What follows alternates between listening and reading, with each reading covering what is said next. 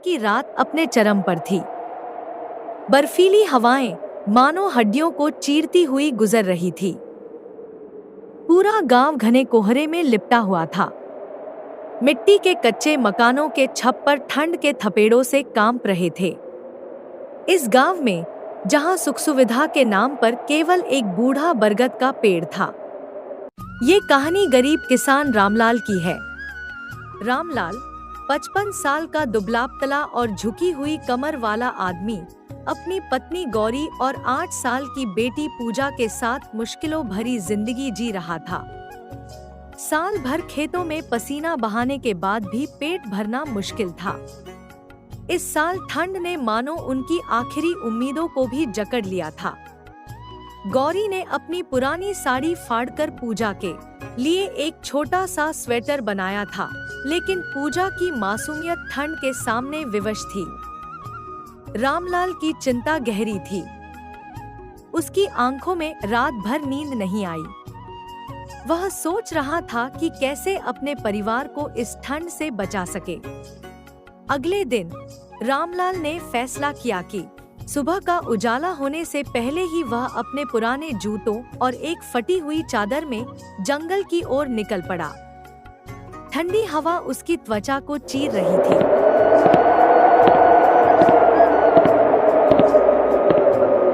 लेकिन मन में परिवार की चिंता उसे रुकने नहीं दे रही थी। जंगल की हर चीज सफेद बर्फ से ढकी हुई थी। रामलाल ने सूखी लकड़ियों का एक गट्ठा बांधा और घर लौटने ही वाला था कि रामलाल की नजर एक बूढ़े बाबा पर पड़ी। रामलाल ने देखा कि वह बूढ़ा बाबा ठंड के मारे कांप रहे हैं। रामलाल उस बूढ़े बाबा के पास जाता है और उस बूढ़े बाबा से कहता है, सुनिए बाबा, आप कौन हो और आप यहाँ पर क्या कर रहे हो इतनी ठंड में? बाबा अपने घर जाइए, बाहर बहुत ठंड है। बेटा, मैं बहुत गरीब हूँ और मेरा इस दुनिया में कोई नहीं है। मैं कहाँ जाऊँ, ना तो मेरा घर और ना ही कोई घर वाला है। मैं इस दुनिया में अनाथ हूँ बेटा। अब मुझे इसी जंगल में रहना पड़ेगा, चाहे ठंड हो या गर्मी। बाबा, आप ये क्या कह रहे हैं? क्या आपका अब इस दुनिया में कोई नहीं है? हाँ बेटा, मेरा इस दुनिया में कोई नहीं है, लेकिन बेटा मैं हमेशा से अनाथ नहीं था। मेरा भी परिवार था, मेरे भी बीवी और बच्चे थे। हम सभी खुशी से रहते थे। लेकिन एक दिन मेरी जिंदगी में एक ऐसा मनहूस दिन आया जिसने सब कुछ तबाह कर दिया बेटा, सब कुछ। बाबा, आपके साथ ऐसा क्या हुआ कि आप आज ये हालत में हैं? रहने दो बेटा, अब इस बारे में बात करने का कोई फायदा नहीं है। बताओ ना बाबा, आपके साथ ऐसा क्या हुआ कि आपको अपना सब कुछ गंवाना पड़ा और आपको इस भयंकर ठंड में इस जंगल में रहना पड़ रहा है? रहने दो बेटा, रहने दो। मैं अपनी कहानी सुनाकर तुम्हें दुखी नहीं करना चाहता।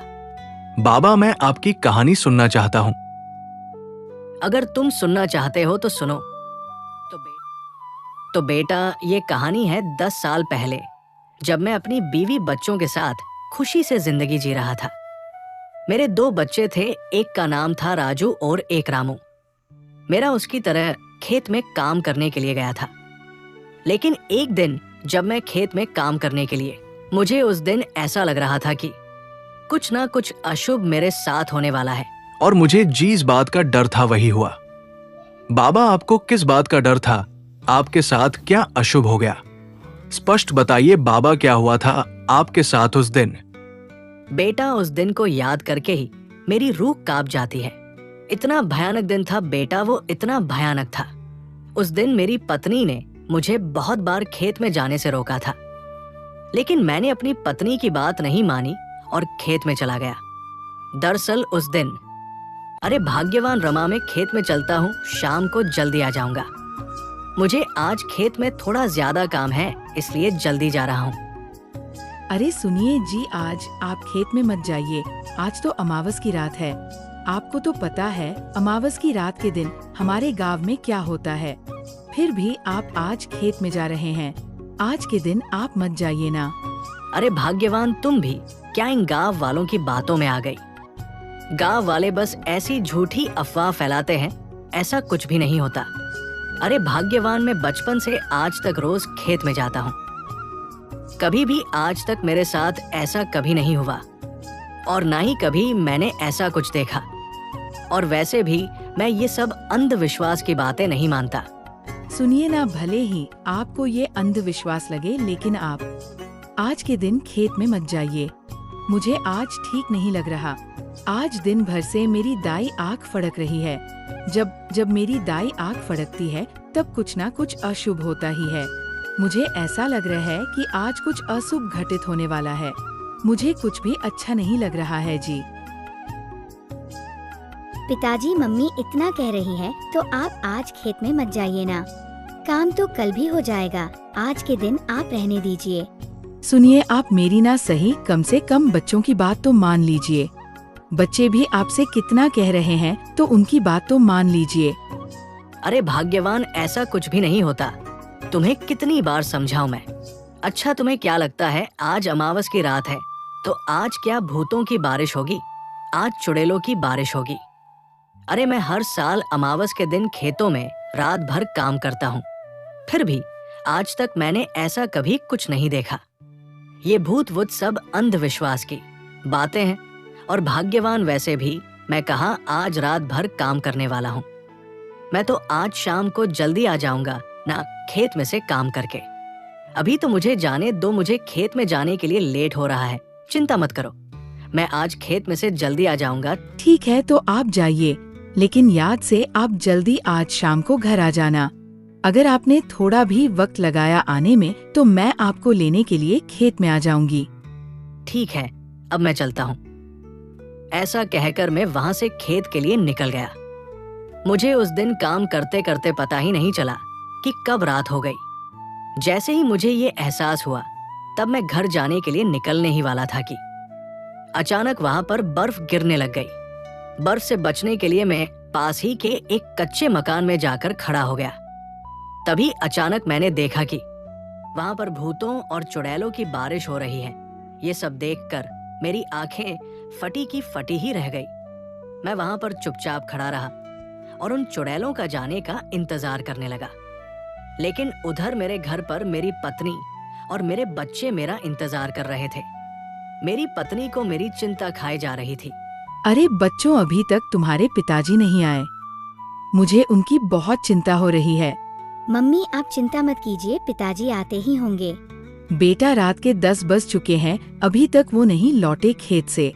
मैं एक काम करती हूँ, मैं खेत में अभी उनको लेने के लिए जाती हूँ। तुम दोनों यहीं पर हमारा इंतजार करना, हम अभी आते हैं। मम्मी, आप कहाँ अकेली जाओगी खेत में? हम दोनों भी आपके साथ में चलते हैं। ठीक है बेटा, चलो मेरे साथ। वो तीनों मुझे ढूंढते ढूंढते खेत तक आ गए और उन हैवानों की नजर मेरे परिवार पर पड़ गई। और उन हैवानों ने मेरे सामने ही मेरे परिवार को कुछ नहीं कर सका। और उसी दिन से मैं बर्बाद हो गया और इसी कारण मैं इस जंगल में आज अकेला बैठा हूँ। आपके साथ तो बहुत बुरा हुआ बाबा, लेकिन आप आज से अनाथ नहीं हैं। आज से आप हमारे परिवार का सदस्य हैं। आप मेरे साथ मेरे घर पर चलिए। बेटा, ये मैं तुम्हारा एहसान कभी नहीं भूलूंगा।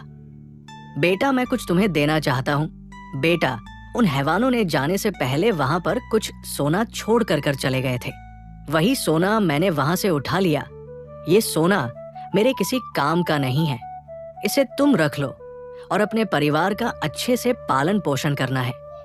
अब रामलाल उस सोने को बेचकर एक अच्छा जीवन बिताने लगते हैं और वो बाबा भी रामलाल के साथ खुशी खुशी रहने लगते हैं। अगर आपको कहानी अच्छी लगी तो कहानी की लाइक और शेयर करें और चैनल को सब्सक्राइब करें ताकि जब भी अगली रोमांचक कहानी आए हो आपको सबसे पहले नोटिफिकेशन मिले। धन्यवाद।